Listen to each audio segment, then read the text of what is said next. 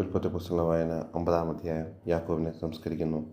Joseph തൻ്റെ പിതാവിൻ്റെ മുഖത്തേക്ക് കമിഴ്ന്നു വീണ് കരഞ്ഞുകൊണ്ട് അവനെ ചുംബിച്ചു.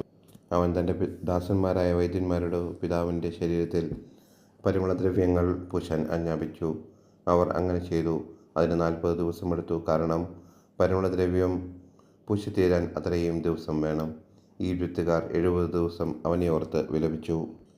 അവനു വേണ്ടിയുള്ള വിലാപകാലം കഴിഞ്ഞപ്പോൾ ജോസഫ് ഫറവോയുടെ വീട്ടുകാരോട് പറഞ്ഞു, നിങ്ങൾ എന്നിൽ സംപ്രീതരാണെങ്കിൽ ദയചെയ്ത് ഫറവോയോട് ഇങ്ങനെ ഉണർത്തിക്കുക. എൻ്റെ പിതാവ് എന്നെക്കൊണ്ട് ഒരു പ്രതിജ്ഞ ചെയ്യിപ്പിച്ചു. അവൻ പറഞ്ഞു, ഞാൻ മരിക്കാറായി. കാനാൻ ദേശത്ത് എനിക്ക് വേണ്ടി ഞാൻ തയ്യാറാക്കിയിരിക്കുന്ന കല്ലറയിൽ തന്നെ നീ എന്നെ സംസ്കരിക്കണം. അതുകൊണ്ട് ഞാൻ പോയി എൻ്റെ പിതാവിനെ സംസ്കരിക്കട്ടെ. അത് കഴിഞ്ഞ് ഞാൻ തിരിച്ചു വരും. ഫറവോ പറഞ്ഞു, നീ പോയി അവൻ പ്രതിജ്ഞ ചെയ്തതനുസരിച്ച് അവനെ സംസ്കരിക്കുക. ജോസഫ് പിതാവിനെ സംസ്കരിക്കാൻ പോയി. ഫറവോയുടെ വേലക്കാരും കൊട്ടാരത്തിലെ പ്രമാണികളും ഈജിപ്തിലെ തലവന്മാരും അവനോടൊപ്പം പോയി. ജോസഫിൻ്റെ വീട്ടുകാരും സഹോദരന്മാരും പിതാവിൻ്റെ കുടുംബവും അവൻ്റെ കൂടെ ഉണ്ടായിരുന്നു. കുട്ടികളും ആടുമാടുകളും മാത്രമേ ഗോഷൻ ദേശത്ത് ശേഷിച്ചുള്ളൂ. രഥങ്ങളും കുതിരക്കാരും അവനെ അനുഗമിച്ചു. അത് വലിയൊരു സംഘമായിരുന്നു. ജോർദാൻ അക്കരെയുള്ള അത്താദിലെ മെതിസ്ഥലത്തെത്തിയപ്പോൾ അവർ ഉച്ചത്തിൽ വിലപിച്ചു. അവൻ 7 ദിവസം പിതാവിനെ ഓർത്ത് വിലപിച്ചു. അന്നാട്ടുകാരായ കാനാന്യർ അത്താദിൻ്റെ മെതിക്കളത്തിൽ നടന്ന ഈ വിലാപം കേട്ടപ്പോൾ, ഈജിപ്തുകാർക്ക് വളരെ ഗൗരവമുള്ള ഒരു വിലാപമാണിത് എന്ന് പറഞ്ഞു. അതുകൊണ്ട് ആ സ്ഥലത്തിന് ആബേൽ മിസ്രയീം എന്ന പേരുണ്ടായി. അത് ജോർദാന് അക്കരെയാണ്. യാക്കോബ് ആവശ്യപ്പെട്ടതുപോലെ അവൻ്റെ മക്കൾ പ്രവർത്തിച്ചു. അവർ അവനെ കാനാൻ ദേശത്ത് കൊണ്ടുപോയി. മാമ്രയുടെ കിഴക്ക് മക്പെലായിലുള്ള വയലിലെ ഗുഹയിൽ സംസ്കരിച്ചു. അബ്രാഹാം ഹിത്യനായ എഫ്രോണിൽ നിന്ന് ശ്മശാന ഭൂമിക്ക് വേണ്ടി വയലുൾപ്പെടെ അവകാശമായി വാങ്ങിയതാണ് ആ ഗുഹ.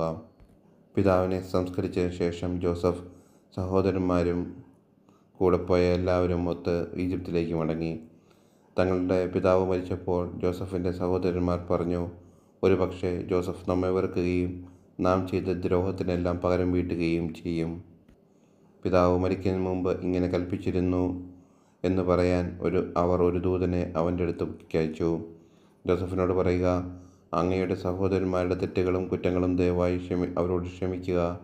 അവർ അങ്ങയെ ദ്രോഹിച്ചു. അങ്ങയുടെ പിതാവിൻ്റെ ദൈവത്തിൻ്റെ ദാസന്മാരുടെ തെറ്റുകൾ പൊറുക്കണമെന്ന് ഞങ്ങൾ അപേക്ഷിക്കുന്നു. അവർ ഇത് പറഞ്ഞപ്പോൾ ജോസഫ് കരഞ്ഞുപോയി. സഹോദരന്മാർ വന്ന് അവൻ്റെ മുമ്പിൽ വീണ് പറഞ്ഞു, ഞങ്ങൾ അങ്ങയുടെ ദാസന്മാരാണ്. ജോസഫ് പറഞ്ഞു, നിങ്ങൾ പേടിക്കണ്ട. ഞാൻ ദൈവത്തിൻ്റെ സ്ഥാനത്താണോ? നിങ്ങൾ എനിക്ക് തിന്മ ചെയ്തു, പക്ഷേ ദൈവം അത് നന്മയാക്കി മാറ്റി. ഇന്ന് കാണുന്നത് പോലെ അനേകം പേരുടെ ജീവൻ രക്ഷിക്കാൻ വേണ്ടിയാണ് അവിടുന്ന് അത് ചെയ്തത്. അതുകൊണ്ട് ഭയപ്പെടേണ്ട.